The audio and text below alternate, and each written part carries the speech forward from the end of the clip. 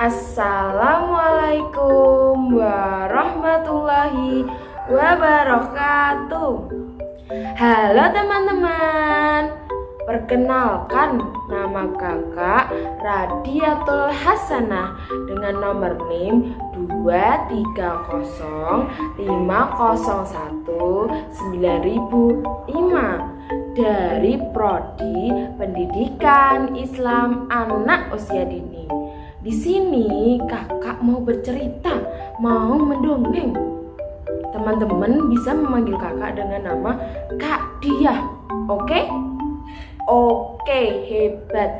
Nah, di saat kakak mendongeng, teman-teman harus mendengarkan, harus memperhatikan. Siap? Oke, siap. Nah, di sini kakak mau mendongeng tentang kisah Nabi Nuh.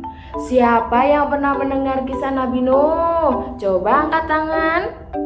Oke, hebat. Yang sudah mendengar kisah Nabi Nuh sudah hebat. Yang belum juga sudah hebat, tetapi harus mendengarkan kakak. Siap? Siap. Nah, kisah Nabi Nuh. Siapa Nabi Nuh itu, teman-teman?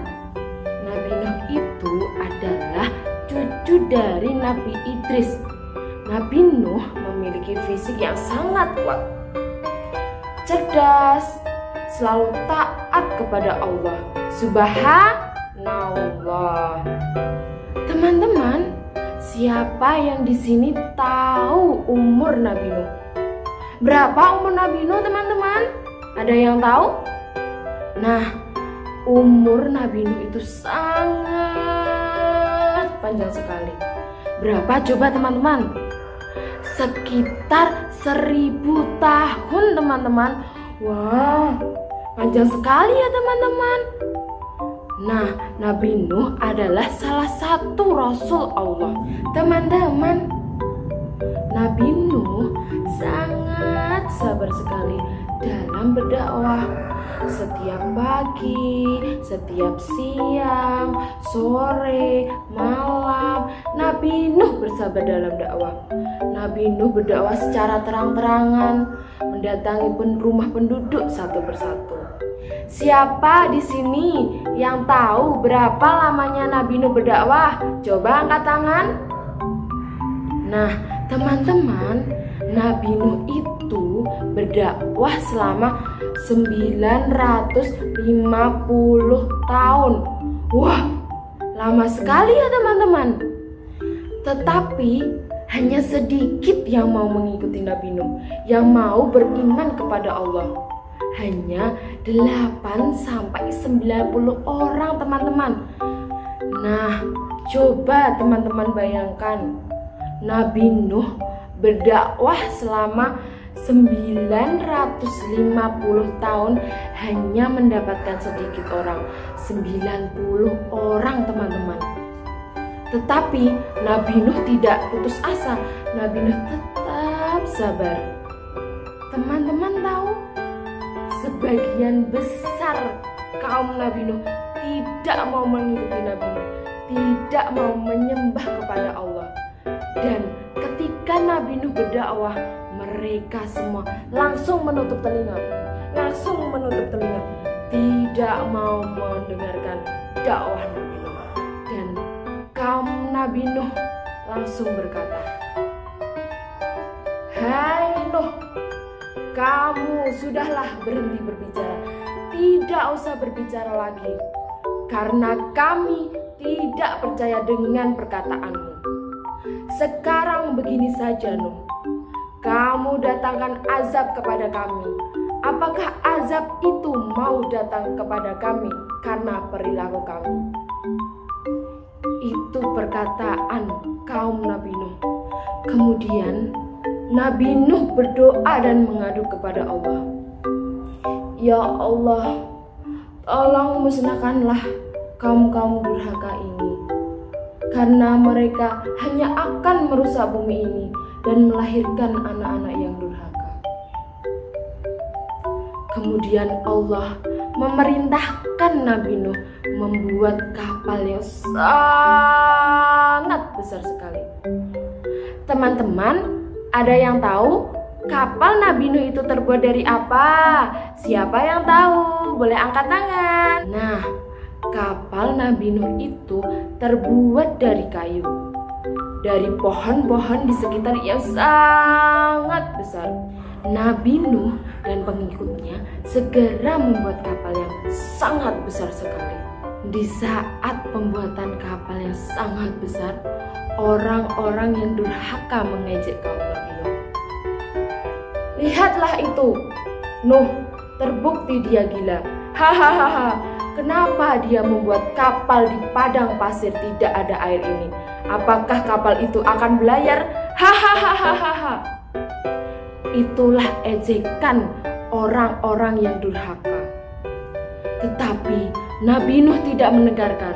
Nabi Nuh tetap membuat kapal yang sangat besar. Lalu Allah memerintahkan Nabi Nuh untuk mengumpulkan semua binatang, semua hewan secara berpasang-pasangan. Hewan tersebut ada gajah, ada jerapah, ada semut, ada ayam, dan masih banyak lagi. Pengikut Nabi Nuh yang beriman juga diajak masuk ke dalam kapal. Tetapi teman-teman, istri dan anak Nabi Nuh yang bernama Kan'an tidak mau memasuki kapal tersebut. Nabi Nuh berkata, "Wahai istriku dan anakku Kan'an, ayolah ikut bersama ayah menaiki kapal, karena sebentar lagi ada azab dari Allah." Kemudian Kan'an anak Nabi Nuh menjawab, "Tidak ayah, aku tidak mau mengikutimu. Aku tidak mau masuk ke kapalmu.